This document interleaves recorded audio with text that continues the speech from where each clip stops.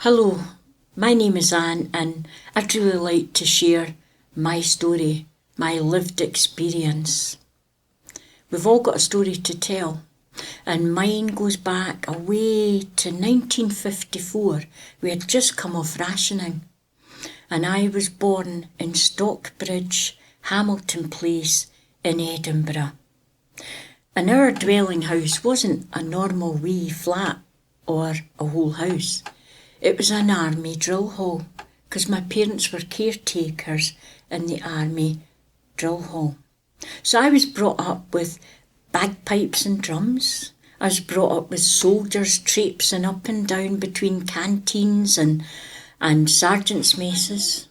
I was brought up with a virtual palace to play in, because when nobody was in the office and when it was weekends or evenings, I could play in any of the rooms or most of the rooms. And it was just wonderful. I would turn tables upside down, and I would use them like a roundabout and burrow round on the shiny linoleum, which was in the other ranks canteen. I would go down and play the piano, badly I hasten to add, in the big drill hall, which was a huge 60, 80, 100 and odd feet long building with a cumed ceiling and skylights all the way along it. I was the youngest of 3 siblings at home. There was my brother Fred, who was 3 years older than I am, my sister Margaret, who was 2 years older than I am. They two were very close and played a lot together. And I was the youngest. Anne. That was me, wee Annie, they used to call me. I hated it. So I can have fond recollections of being a bit of a tomboy, because my brother and I would jump into the big double bed and would make mounds of hills and rivers and valleys, and we would set up toy soldiers, 2 opposing armies, and we would fight battles with these tin toy soldiers, which must be worth a fortune now, these wee lead soldiers. Since I was 5-year-old or so, I had to wear wee pink round National Health specs, and I was quite badly bullied, as I'm sure other kids have been when they first went to school.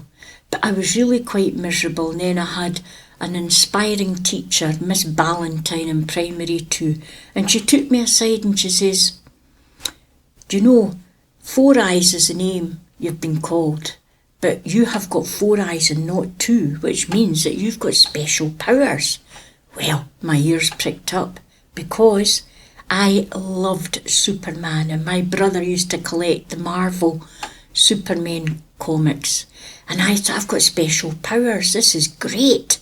So I would charge around the playground wearing my coat fastened round my neck like a cloak, and I think the kids thought I was even weirder with pink glasses and this cloak flying out behind me as I sailed crazily around the playground. And so, I loved reading books. I used to escape to the local library, which was in the same street as my school and where I lived. And as I got older, I couldn't do maths to save myself, but I loved reading and writing and storytelling. When I got to secondary, I blended more in with everybody, because there were other people that had spectacles on, and by this time clearly I had got rid of my pink glasses. And so I stuck in about my lessons, because I really did love my studies, but some people thought I was a bit of a swot, because I had to sit at the front of the classroom because I couldn't hear as well, because I'm dual sensory impaired. I wear hearing aids and I've got macular degeneration. So I decided I would like to go into teaching, and it was quite challenging going into classrooms as well, because with all the noise and the scraping of tables and chairs and kids shouting or laughing and joking and bells ringing, I found it really quite hard. I was struggling more and more with my eyesight. So I went to a wonderful school, which was very multicultural, and I learnt so much from those children and the parents. And I'd like to think they learnt something from me and my colleagues as well.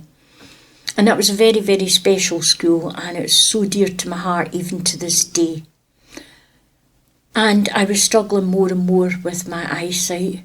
And sadly, my personal life wasn't so great. I was in the middle of a divorce and my mother died. But then I did meet my partner thereafter and had 27 glorious years with him. And sadly, he passed in 2015.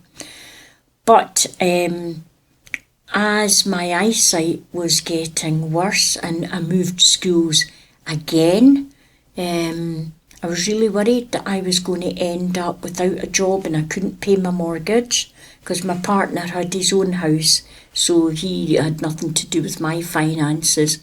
I was really, really worried about it, and I'd gone back to the optician, and luckily there was a lady there who worked at the Edinburgh Eye Pavilion as well, and she did a stint in this particular optician's.